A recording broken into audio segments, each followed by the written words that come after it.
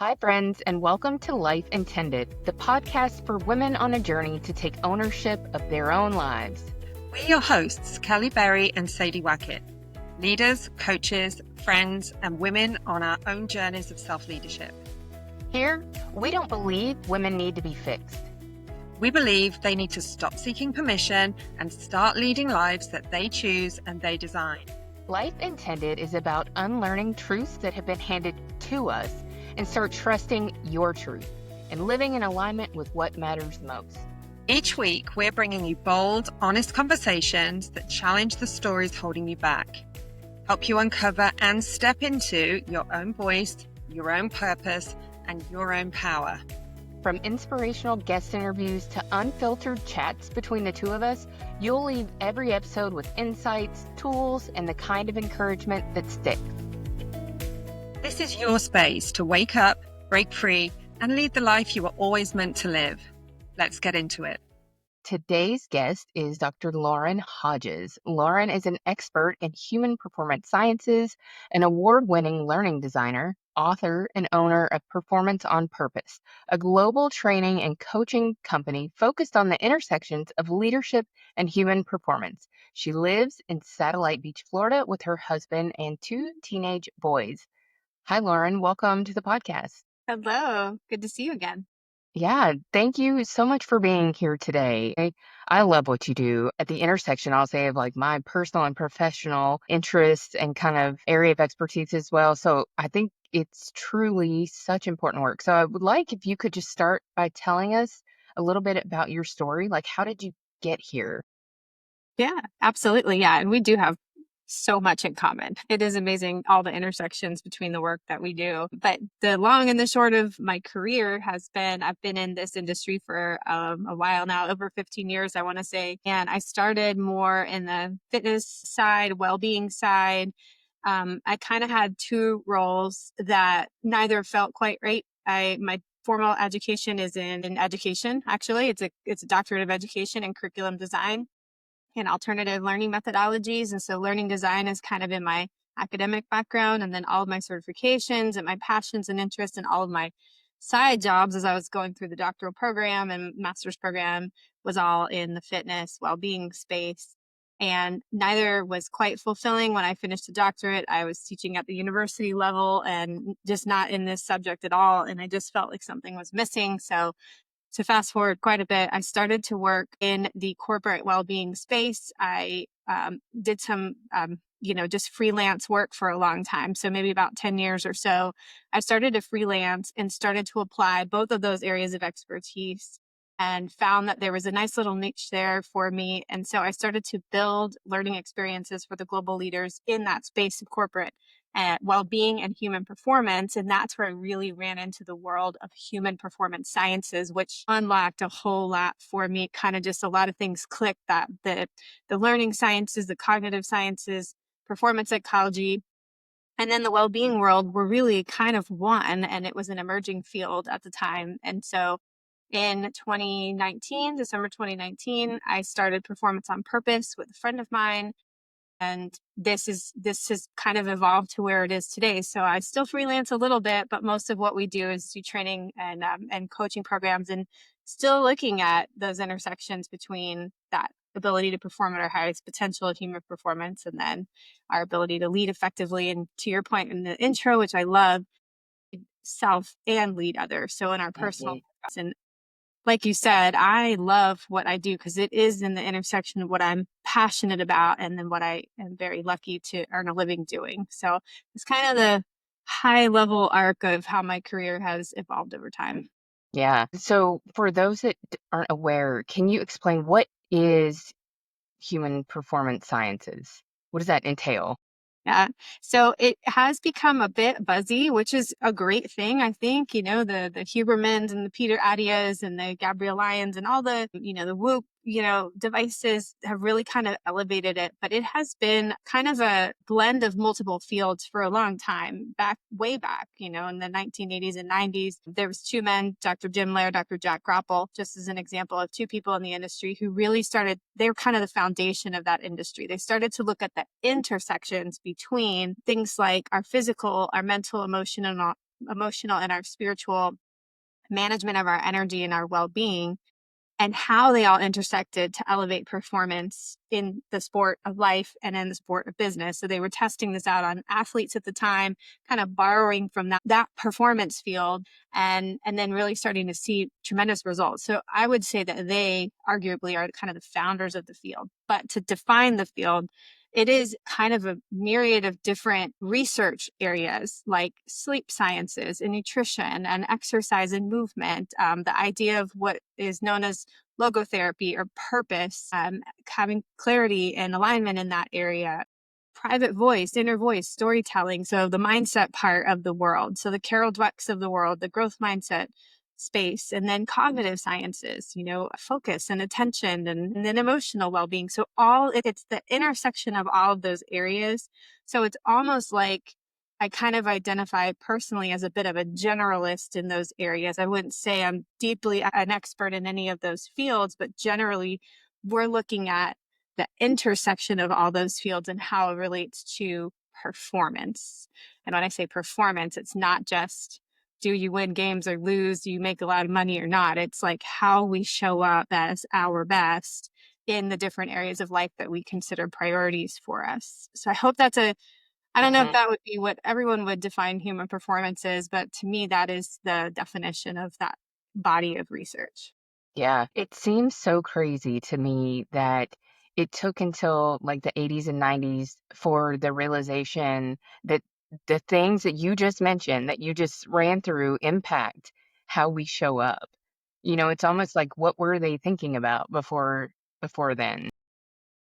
And we have a long way to go too. I mean, Mhm, it is continuously surprises me how many, many organizations and leaders still have not made this connection mhm. and continue to operate the way they do, especially some industries where you'd be really surprised because you know that their performance is negatively impacted by the norms or the systems that are embedded in that.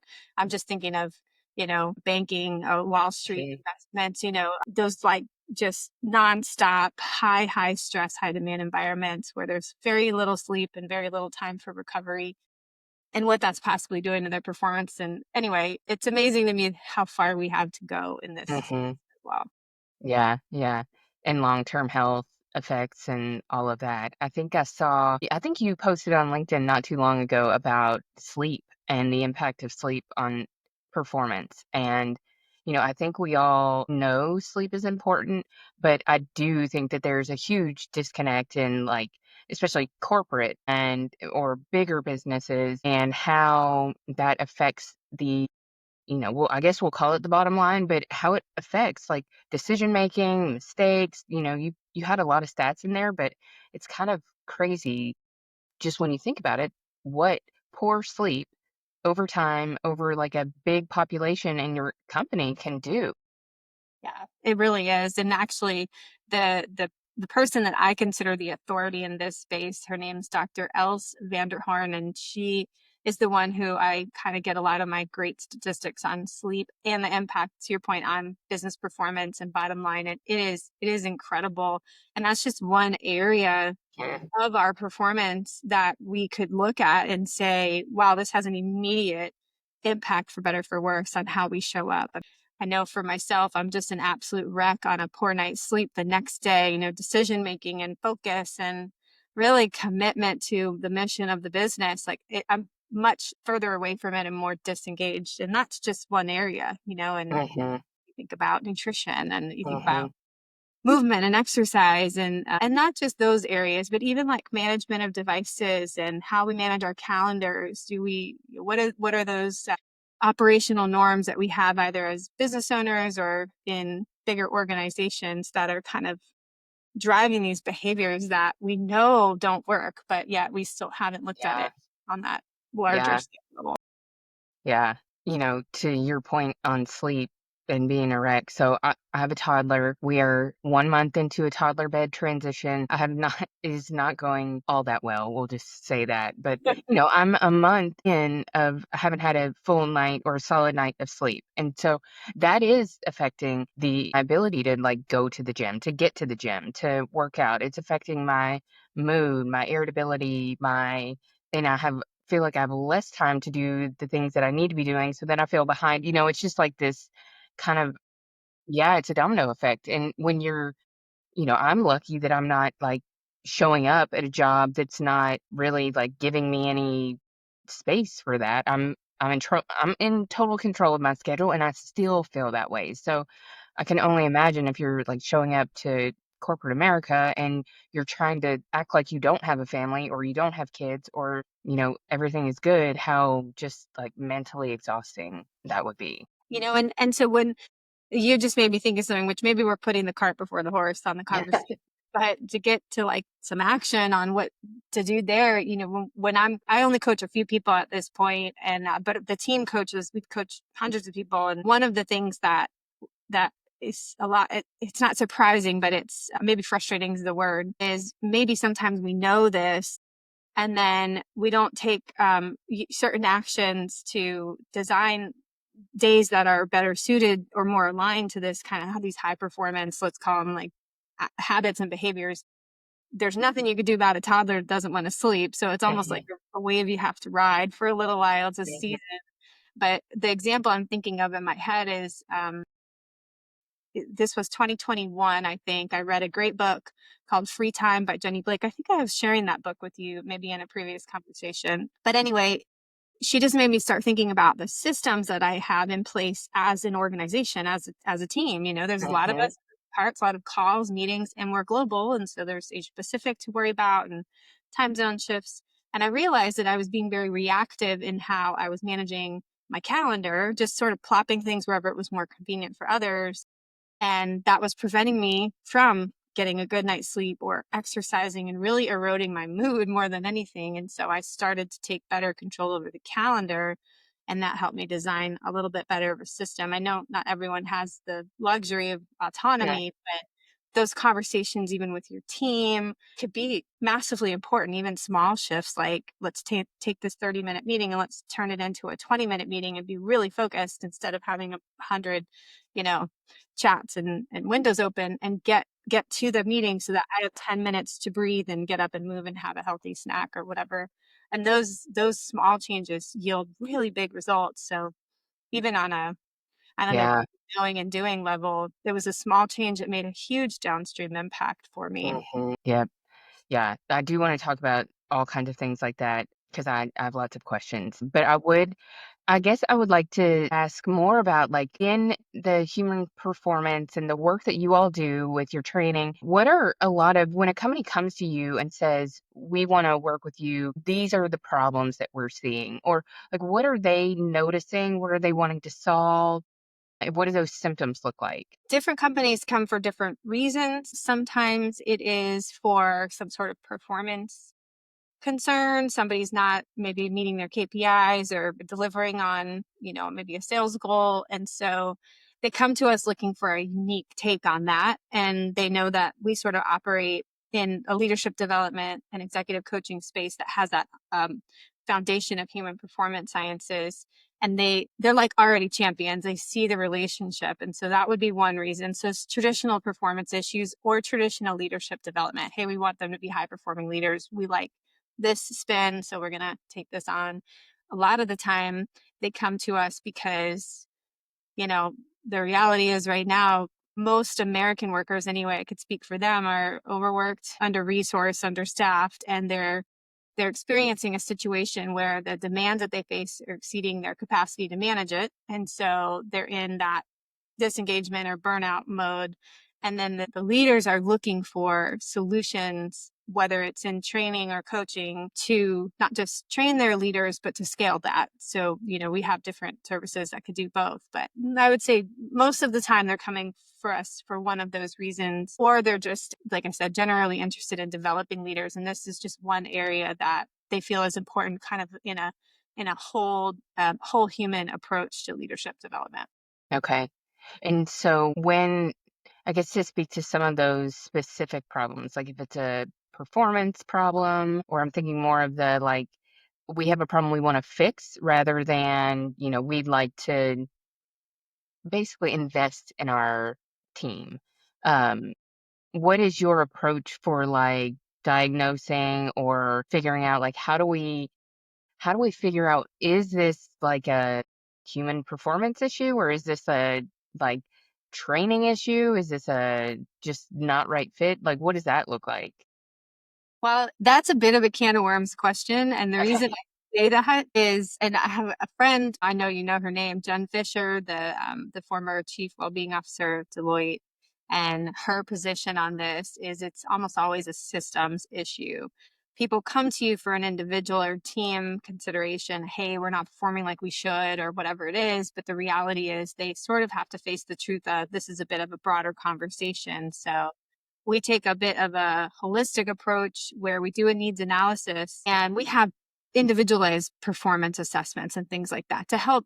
I mean, you always want to take care of the leader. To me, it's the yes and of it. Let's get them right, because we do have more control than we think in this area, and the system may be whacked and it might be a terrible culture, but at the end of the day, you have to protect yourself, your energy, your well-being. So we take care of the leader in that sense, but we do kind of a needs analysis, and we're pretty honest up front, about um, this is not just going to be an examination of an individual or an intact team. It's Mhm. going to ask them the elephant in the room question about what are the systems and processes that are truly barriers to effectively allow individuals to invest in their whole. And that question is uncomfortable, but most leaders that come to us are already kind of champions. And so they're willing to do the work. It gets a little tougher when the organization is very big and we're working with one intact team. Mhm. So we can't change a 500,000 person organization. I have yet to meet someone who's been able to move that needle, but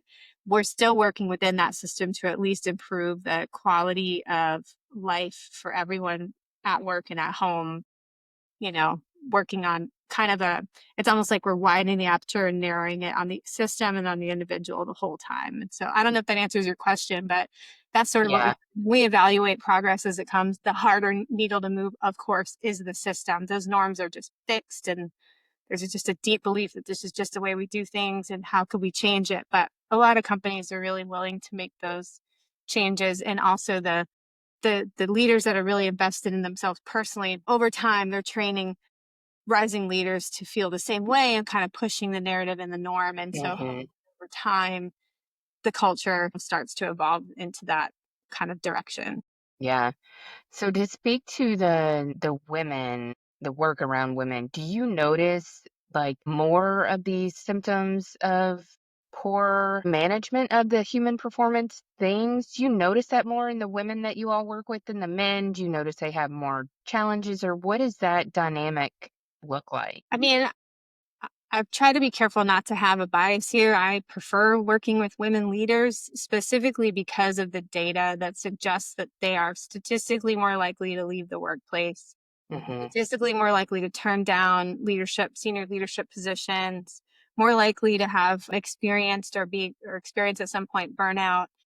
So yeah, we definitely see. I will say also I mean, I'm mostly speaking to our culture here in the States. So Mhm. traditionally women are the caregivers at home, the keeper of all the things and all the information in the house. And, that's how our role is. We have two teenagers and I work from home. So naturally with the more flexible schedule, I sort of just manage everything.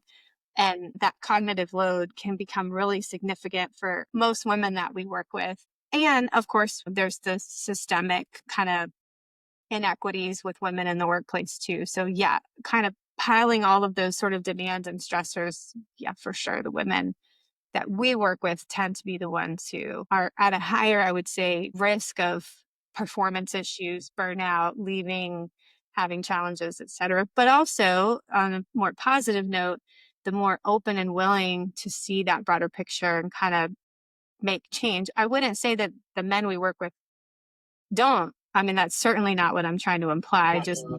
you know, for the most part, they seem to be a little bit easier to coach. Although my male coaches might beg to differ because they do such a good job with our male leaders, and then some of my female coaches who train male leaders like might disagree with me there. I have a little bit of a confirmation bias because I mostly work with women senior leadership. Mhm.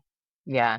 I would say what I've seen is in line with what you're saying. There's just a little bit more openness, and maybe it is because, there's there's more on the line. It's either you can you can figure it out so you can keep doing what you're doing, or you cannot figure it out and have to do something else. And so maybe men aren't really faced with that necessarily. So there Could could be. just be a little bit more motivation to get in there and do the work. But, I think overall, especially where we are, and this is probably like a big tangent, women are more open to the work. They are more willing to be vulnerable and open to the change that needs to happen. And I think that is because it's for a lot of reasons, but I don't think men are supported in the same way. They have the same challenges, or I'll say different challenges. And I think that we'll probably see a shift, like where men are going to need a lot more support, and they're kind of dumped on all the time now, like. And yeah, I think we'll start to see a shift, especially as the next generation kind of comes through, who've been parented a little bit different, who maybe have had, hopefully, like primary needs met a little bit differently. They may act and perform different. I guess TBD on that, but Yeah. Yeah. And I mean, we've worked with some wonderful male leaders who, mhm, see that whole picture. I think to your point, even this next generation, male and female, is just going to be it's going to be a different workforce. The pendulum tends to swing pretty extreme in one direction or another. And yeah, I do feel like we're going to hopefully kind of come to a place where high performance always matters and bottom line always matters. Expectations should not be lowered, I guess, is my about people working hard and facing all the very high demands and high degree of stress that they face, and have a little bit, in my opinion, have a little bit more say and authority on how they structure their day to get things done. I mean, my husband, for example, he's in a leadership position at a hospital, and his team is great. I mean, his boss, but also the team that he leads, there's a lot of autonomy and a lot of support for a lot of people with young families, for example. They still perform at a really high potential, arguably based on the data, at a higher potential than maybe being forced into kind of a box of what their traditional work should look like. So I do think we're kind of moving in that direction. Some industries a little slower than others, mhm. maybe still a little set in their ways, but I'm excited to see where it goes. Yeah. Yeah, it's not an or, it's an and. You can't take care of your people and take care of performance at the same time, like business performance. So, Yeah. yeah, yeah. So I guess what are some more of like the symptoms if we're talking about what do say our listeners are leaders and incorporate, or maybe even like self-employed, and they're thinking about like what are the things that I'm feeling or that are kind of surfacing in my life, and how can I tie those to some of these human performance categories that you talked about so that I can begin to make some progress there. Yeah. I mean, the biggest question I would ask as an individual is, or two questions really. What is the most important thing to me? People, thing, whatever it is. Like, what is like kind of that ultimate purpose? And are my day to day decisions, actions, habits, behaviors in alignment with that or not? If not, which, we can all say at some point or another we felt that way, maybe even on a day to day basis, where am I feeling out of alignment? So, you could go down the list of body, mind, spirit, physically, am I out of alignment somewhere? Well, yeah, I say that I want to live a long life and I want to be there for my children, and I want to be active up until, whatever. But maybe in this area, I'm not quite investing. And then the second thing they can ask is, like what's getting in the way? What's kind of the story you're telling there? And I don't mean that to mean to be harsh. It's not that there's not truth in that, perspective or story, but what traditionally am I going to say? Well, I don't have enough time, or my schedule is busier and I'm in this season or that season. And then what are the real barriers? And then what are the ones that maybe, could be something I have a little more control over than I thought? Those are the questions I would ask. As to, in terms of symptoms, it's hard maybe to describe. I don't know, but that feeling, and I know we've all felt it, is that feeling of just being out of alignment in one area. I remember when my kids were your age, I was just all over the place. I wasn't thinking critically, and I wasn't. I was in my doctoral program actually when they were yours' age, and I was an absolute mess, and I wasn't performing at the level that I expected of myself. And I had one professor, such a godsend, and she was also in the same phase of life as me in terms of parenting. And she said, don't forget, the brain science here, like there is cognitive fog that's associated with raising toddlers, and there is a lack of sleep. And she kind of like poked that human performance science right back in my face as I was Mhm. learning. And I say that to say, I noticed it, but it was a real barrier. It was an actual season, but there were things that I could have been doing a better job of. I mean, I could have taken a little bit more breaks than I typically would have, given myself a little more grace in that category, or, little tweaks here and there to at least kind of move the needle a percent or two in the direction of feeling more rested and awake. And ask for more help. That was a big one for me, get a little bit more help. Don't set up a pack of play in the library, go ask your mother-in-law Yeah. for help. And then she was so amazing to do that. I know that's a little bit of a tangent, but the symptoms would be feeling out of alignment, feeling burned out, maybe feeling consistently burned out. Because I do think that day to day, hour to hour, we can feel a wide range of emotions and experiences, and our energy can fluctuate significantly. But what are you consistently feeling over time? And that's where I think journaling and maybe talking to someone, or even just taking notes on your phone, can help you go, you know what? I have been trending in this direction. My energy is lower. I do feel less and less engaged at work or whatever with XYZ. And I've noticed this. And then, yeah, then it's maybe time to start paying attention and taking some action. One of the big things that I heard you say there that I think is really important for people to think about are like facts versus stories. The facts are the facts, and that's like real information that you can do things with. The stories are not. Sometimes they do tell you things that are helpful, but a lot of times those are the things that we're telling ourselves to keep us stuck. And in your example, like the ask for help. You may be telling yourself a story like, no one wants to help me, or I need to be able to do this on my own, or, a thousand things that you could be telling yourself. But, those are stories, they're not facts. And if you start to pay attention to your thoughts and I'll say excuses or your reasons or all of the things, the narrative in your head, I think it's very enlightening, the things that you actually think that are facts versus the things that you think that are not facts. And that goes from everything from the way other people are interacting with you, the way, whether it's email, whether it's colleagues, whether it's your spouse, it's all of the things. It takes so much mental energy. And if we can like kind of weed through that and start thinking in facts or like inarguable truths, then it frees up a lot of bandwidth, and then you don't have to worry about, that's at least some bandwidth that you get back from all the stories that you're not like letting guide you. Yeah. And I'm a huge proponent of data, Hmm. not numerical necessarily, just data information, and you just can't argue with it. I have a good friend, Bill, who says you can't argue with your own data, and I love that. I mean, that's why I wear two wearable devices. I do like data quantitatively too, but it's important, you're tracking through your private thoughts in a journal, or you're talking to a therapist, or you're talking to the VIPs in your life, which I would caution, like, have a few of those if possible, someone who's going to be objective, because some of, your best friend or whatever is just going to be your champion no matter what, and confirm your stories all the time. Hmm. And then you Hmm. have some that are kind of like overly critical. And then you have those ones who are more objective, like a therapist might approach things.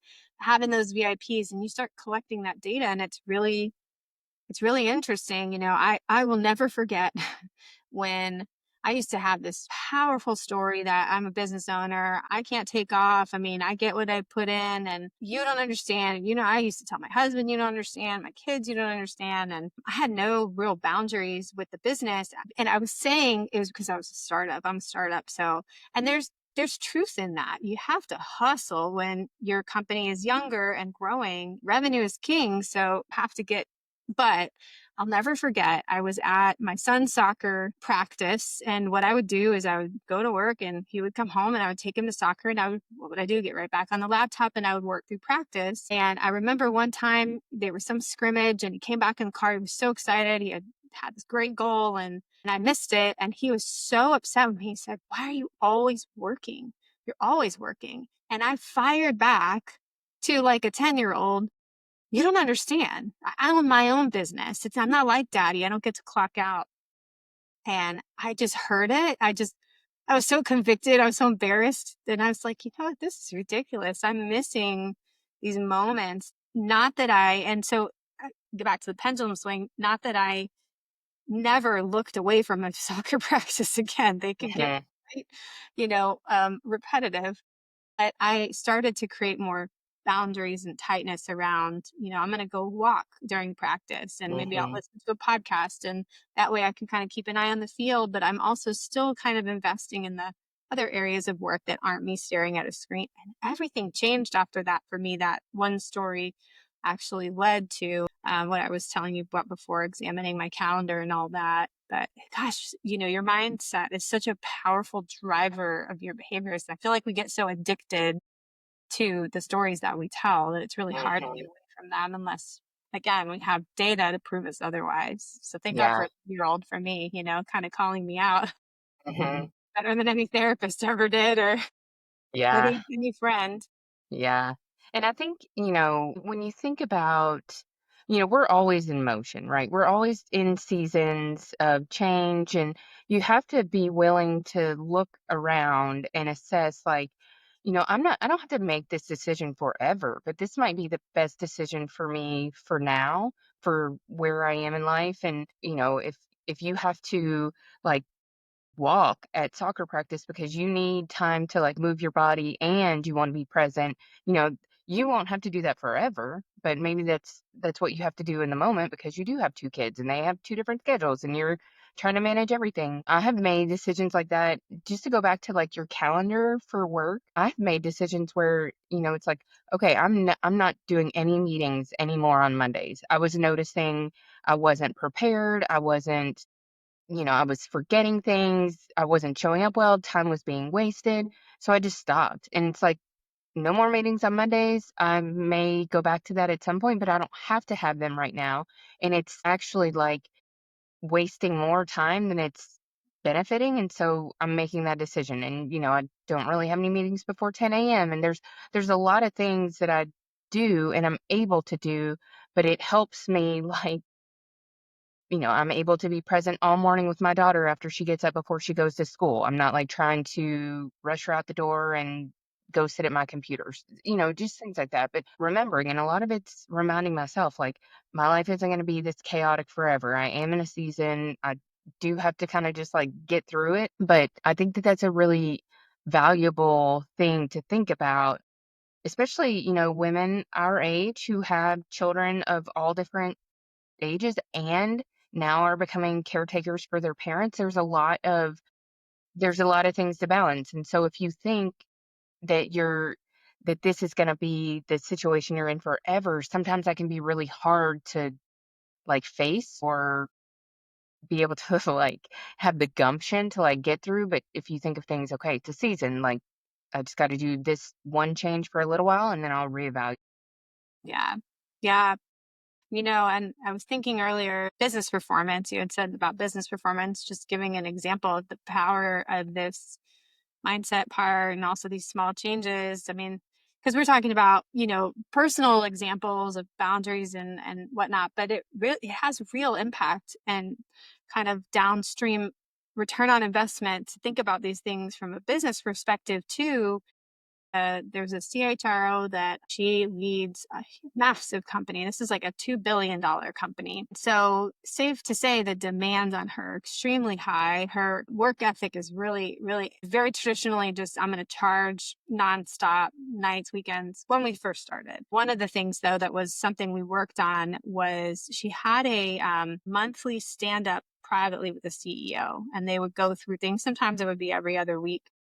And she never felt quite confident or prepared. He was sort of like a quick talker, kind of charge back, asked a lot of questions. Not a great listener, this particular person. one of the things that she made a decision on, well, first thing we did was get some data, on what's going through your head, how are you showing up? Because what she was feeling, the performance issue was she wasn't able to clarify or ask for what she needed. She had a lot of strong data to present, but she just kind of would fumble her words, and then imposter syndrome would sink in. And then all of a sudden, those meetings, it just felt like they sort of just went downhill from there. So long story short, two things we worked on. Number one was sort of journaling after the meeting, just taking 15 minutes of what happened, how did you feel like you showed up, where did you think you were off course a little bit. And then I also asked her to examine her work schedule and have a time block before that meeting, either the day before or the day of a couple of hours, to really go through that data so that it felt a little bit more natural, and she was better prepared. And just those two small tweaks really helped improve her confidence when she showed up, because she would recognize that kind of imposter syndrome come in. What were the physical sensations that would come over her? We put in a strategy around physically, like taking a couple deep breaths, nothing that was elaborate, but just Hmm. little things to kind of not hack her biology. I don't love that term, but you know what I mean? Just kind of like influence her biology so that physically she was calmer and yada, yada, yada. But I mean, it had a real impact Hmm. on her performance in those moments, which then at the end of the year in her performance review, her CEO tells her, wow, I've really noticed you've come a long way in your ability to speak and whatever. So she had some real barriers. He was kind of a talker over type, but he even recognized the growth in her kind of owning her space, being more clear in her messaging and communication, and feeling more confident overall. So, I mean, this stuff has a real impact Yeah. on every area of our life when we really like make these small tweaks in the right direction, just Yeah. dial up or down in one area and see the results of it. So I wanted to share that because sometimes, for me, I think a lot about my personal life, how it relates to professional, but this has real impact on our professional lives too. Yeah. I love that story because I think that it's really easy when you're in a situation like that where maybe you have a boss that is a very different communicator to get into like victim mode. Like, I can't he won't listen. No matter what I do, like, I can't get my point across or whatever. But it sounds like, she was really willing to put the work in to figure out, okay, how can I communicate this better to this kind of communicator so that I'm the one who's like moving the relationship and the business forward. And I just think, personally and professionally, that's really commendable because I think it's easy to just write somebody off or be like, he's a jerk or he's too busy or whatever. But Yeah, she could have made that decision, yeah. and never made any changes. She actually took all that training into a new role, and the new organization, I mean, she's a different leader. She showed up Yeah. in her interview. She showed up differently in her first couple meetings with the board. I mean, it is a huge, it's nice to reflect back on the growth that Hmm. she made. And you're right. It could have been easy for her to fall into that trap of, oh, it's just, we don't clash, or we clash. We don't, Yeah. he talks over me. It's him, it's him, it's him. And it is, yes. And Right. there was stuff that she could have kind of worked on, to interact with that type of communicator. Yeah, and the other part of it that I want to talk about for just a minute, you've mentioned a few times like the schedule changes and time blocking. When we had our coaching organization and we, coached fitness business owners for a long time, internally, our culture was our meetings are 50 minutes. You always have 10 minutes between meetings, and it's the facilitator's responsibility to end the meeting on time because everybody needs that space between meetings. Now I see people going back to back to back all day. They don't even have time to get up and go to the bathroom. And I mean, that just seems absurd to me. But we had a limit for coaches. You can only have this number of coaching sessions in a day, only have this number of coaching, like when you're doing annual coaching sessions or quarterly, there were rules around all of that because you can't keep piling on and keep performing well. Right.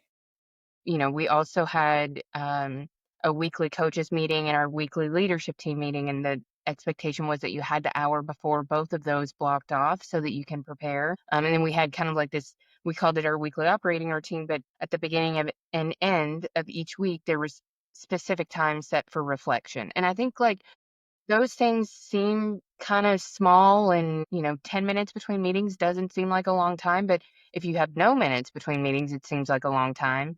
And if you're not taking any time during your week to have some built-in reflection, then it's like sleep, you're not ever able to absorb all of the things that you've just been through, that you've learned, that you've accomplished. And so you can't internalize any of that to then carry forward. And I think that just keeps a lot of people really stuck and really like in the hamster wheel. Yeah. And it is hard to initiate those conversations Mhm. with a member, a manager, a boss. But, one of the ways to do that is just, you know, curiosity and, hey, I heard this podcast or I read this research. Mhm. I'd love to talk about, is there a better way for us to do this? And, come with your own metrics. I've noticed I'm less focused, or my team's making XYZ more errors on their invoices, whatever it is that you could present and have that conversation and be courageous enough to have that initial, hey, I think there's a better way for us to do this. Can we think outside the box on how we manage our day? But calendar management is probably one of the hidden super weapons for this, Mhm. because we interact with other humans on a day-to-day basis. We don't operate in a silo. So for me to protect my calendar is great, but I had to communicate that with the team too and set expectations, and some people, they would push a little like, oh, I'm sorry, that's not gonna work for me. How about 8 a.m.? No, 8 a.m. is not gonna, like, it's not gonna, Mhm. I'm gonna be at the gym, and not being afraid to say that. um, Mhm. I get that not everyone has that privilege, but we have been able to kind of successfully nudge our clients in that direction too, to the best of our abilities. Asia Pacific region makes it a little harder. They're 12 hours ahead or behind. So I have those kind of protected outlier days as well. And I try to make sure that again, going back to like a cumulative effect, we're only doing one or two of those a month at most. And Mhm. at a time that was convenient for both of us. So that'd be the only time there's an exception. Now, some people who work in global organizations, this becomes a real issue.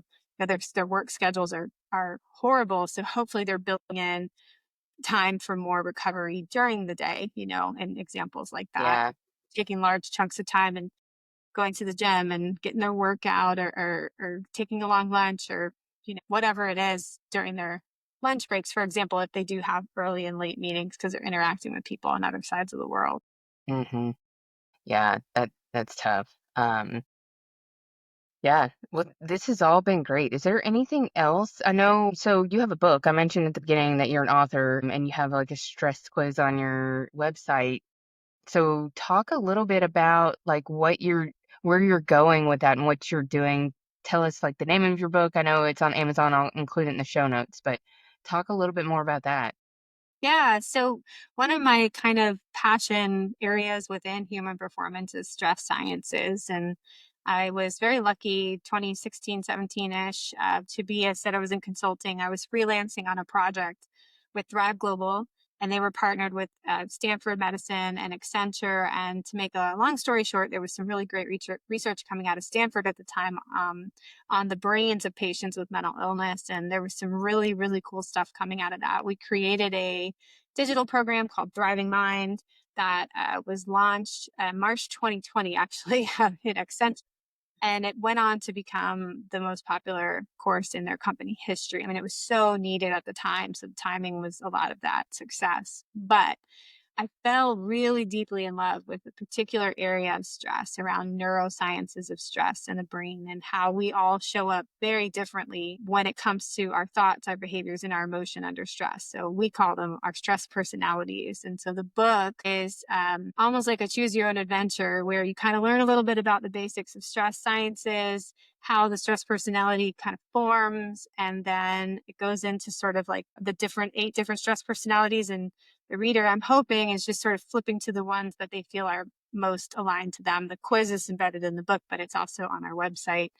And it's, to me, a really great way to build awareness of how you show up under stress, those predominant patterns.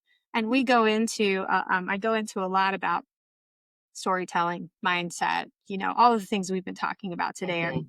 fused into that book as well. But that's the crux of it. It's called Less Stress, More Calm. Discover your unique stress personality and make it your superpower. Yeah. So do you now run programs on based on that methodology as well?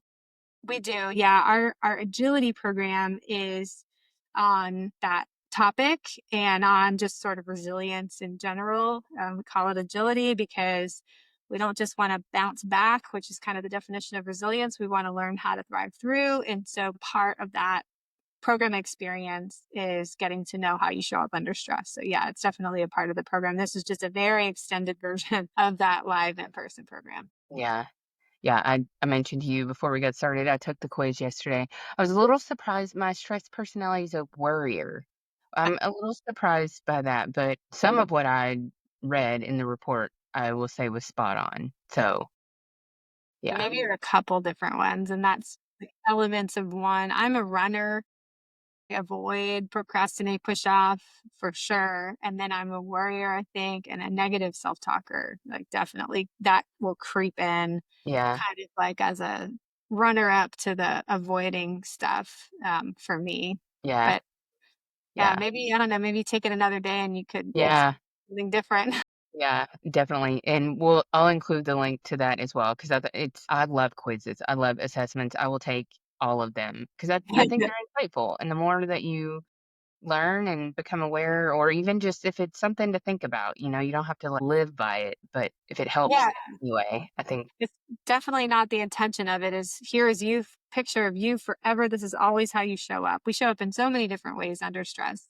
But based on this, the brain science, which I'll let them read about, one or two usually is our default, where we go first and most mhm, often. And that's where I'm trying to get readers to move toward is where do I go first and most often? Does that change with the environment or context, the intensity of stress? And so that's kind of the hope is that they're using it as a learning tool, not like a, this is who I am forever and always. mhm, I mean, I think that's my kind of beef with like disc profiles and things are wonderful. They provide a lot of awareness, but we kind of get fixed into, well, this is just who I am. And I think we're always, you said it earlier, emotion and changing and evolving. So hopefully they use the quiz in that regard. It's a yeah, really fun quiz. yeah. It's not your identity, right? It's No, just, yeah, exactly. yeah. I know. I feel like disc in particular because, people are like, I am a Yeah, C. right. I am a D. I am. But yeah, yeah. So anything else that, we haven't touched on today that you think is important that you all is a big part of your work or just kind of like a message to women who may be looking for ways to impact their like mental, physical, overall human performance? Yeah, I mean, I think start small. This is an important message. Don't boil the ocean on your first day of really thinking about this stuff. Just one small shift in one direction can really have a significant impact on us. I mean, um, I started with soccer practice, and that turned into literally evolved into how I run and operate our business, and that's huge. So start small, collect data, be curious about yourself. Turn kind of that mirror toward yourself here and there. Just ask how you're feeling. So that curiosity around how you're showing up. I think keeping a note section or journal handy and just sort of writing in a little bit, it doesn't seem fruitful in the moment, but over time you go back and read and you go, wow, there really are some patterns here. I've noticed that when this happens, this is how I show up. And these are the thoughts that I have. And that insight is gold. So Mm, that would be another suggestion is just get curious about these topics and invest in yourself, even if it's just fiercely protecting, like you said, 15 minutes or whatever for reflection time at the end of a week. That 15 minutes could be priceless for you. So see where that takes you. Hopefully, it takes you further and further in the direction of alignment between who you want to be, the best version of yourself more of the time, and mhm, where you are now, whatever that yeah, looks yeah. Don't boil the ocean. That's a good one. like. Yeah. Yeah. Yeah. I love that phrase. Yeah. Yeah. I've actually heard it maybe I'd never heard it before, and then in the past month, I've probably heard 3 or 4 people say it, and I'm like, "Maybe that's a message to Yeah. me. Maybe I have heard it before that, but I haven't been listening to it." So, Yeah. You could pay yeah, attention to that. yeah, I write it down in definitely. your journal. Yeah. So tell everyone where can they find you? Where can they follow you? And for anyone in a corporation who may be looking to work with an organization like yours, what does that look like too? Yeah, so they can find us on our website, performance-on-purpose.com. That's the name of the company, Performance on Purpose. I'm on LinkedIn. Dr. Lauren Hodges, I think, is the handle on there, and have a LinkedIn learning course on the stress personality stuff if they have a free subscription, or they can just message me. I can send them one. And then I think, like you said, books on Amazon, so they can check that out if they're really interested in that angle. But just reach out with any questions. I truly love talking about this stuff. I really do. And I'm happy to answer any questions that anyone has. Yeah, awesome. Well, thanks for being here. We didn't even talk about all of your learning design and all of that part of it. You just have so much going on. It's hard to fit in a Another podcast conversation. Thank you so much. This has been great. And again, all of those links that she's mentioned are in the show notes. So if you have a few minutes, I would encourage you to take the stress quiz. I think it's insightful. And like she said, her LinkedIn course, just lots of resources that you can take advantage of and learn from. So thank you so much for being here. I appreciate you. Thank you. Good to see you. Thanks for listening to Life Intended. If something from this episode landed with you, stirred something up, or gave you a new perspective, share it, tag us, leave a review. That's how this work reaches more women who really need it. Life Intended is more than just a podcast. It's a movement back to self-trust, personal power, and living with intention. We're just getting started. So keep showing up, keep tuning in. If you're ready for more support on your path, head to lifeintended.co. We've got tools, community, and programs to meet you where you are. Until next time.